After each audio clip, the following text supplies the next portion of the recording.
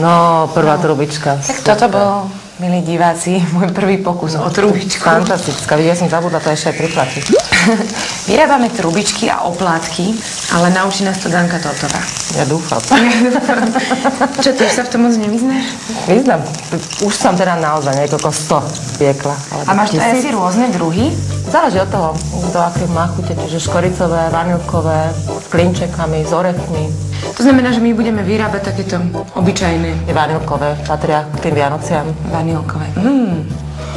Vanilkové.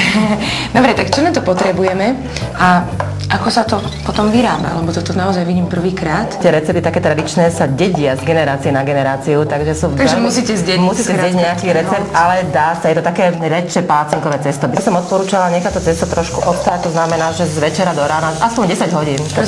Túto Jacksonovú rukavicu. Jacksonové rukavice. Celý ten prístroj, tá plocha, aj vnútra, aj vonkajšie sú veľmi horúce. Tá rukavica teda slúži na to, aby sme vedeli vybrať tú oplátku. Presne oplátku alebo trubičku, keď stáčame tú trubičku, aby sme vedeli vybrať, aby sme sa nepopálili. To znamená systém fakt, ako keď sa robia palacinky, hej? Tak. Nalejem. Stačí tak menej, že však, lebo to je tenučké. Teraz najprv opatrne. Pomaly pritláčať a vysušuje sa to cesto do úplne také tenkej oplátky. A potom záleží na nás, či chceme urobiť, necháme oplátku rovnú, alebo či stočíme to na nejaké vareške alebo nejaké takéto drevené pomôcke do tvaru tej trubičky. Tu máš ešte včelí vosk, to sa na čo používa? Presne, keď sa robia palacinky, čiže pod prvú palacinku treba kvapnúť trošku oleja, tak na ten prístroj treba trošku toho včelého vosku. Čiže to tak natrieť, trošku natrieť, utrie sa servítkou. Keď sa nám začne to cesto lepiť, dajme tomu takých 200, 300, 400 kusov, keď budeme robiť, tak tedy už treba použiť ten včelí vosk. Inak pozri. Fantastické, znamená ešte kúka, berem ťa do týmu. Dajú sa napríklad robiť aj slané tieto oplátky? Treba tam dať nejaký sír, samozrejme sír, naozaj morskú sol, nechá to takisto odstáť. To znamená, že naozaj to si môže vymysliť každý svoj úplne vlastný recept. Asi lekvár by som do toho nedával. Tak to je. Ale tie orechy, či lieskové, alebo normálne vlaské, má to kto má čo rád. Škorica je voňavá. Provensalské. Ako naslané, áno, dá sa.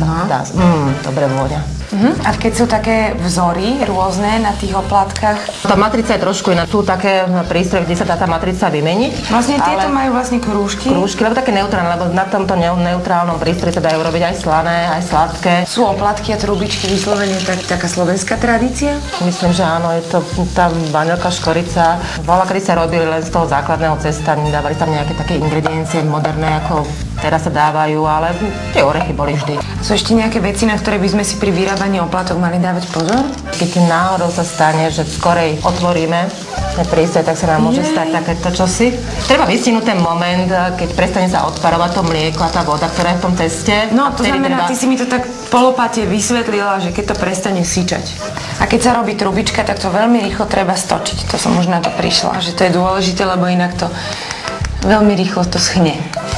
Tak dá sa urobiť taká polotrubička, polooplátka. Keď to nestihneme rýchlo stočiť na tom prístroji, na tej platni horúcej, tak potom nám vznikne také... Áno, ja tu mám aj názornú ukážku. Také, ale je to... Kedy som to nestihla. Aspoň, ináč mám rada, keď sa robia takto doma tie oplátky, trubičky, lebo naozaj tam dáme to, čo chceme, to, čo máme rady. A keď sa nám nepodaria, tak je to naozaj domáca výroba, je to také nato, je to také krásne, hlavne je to voňavé.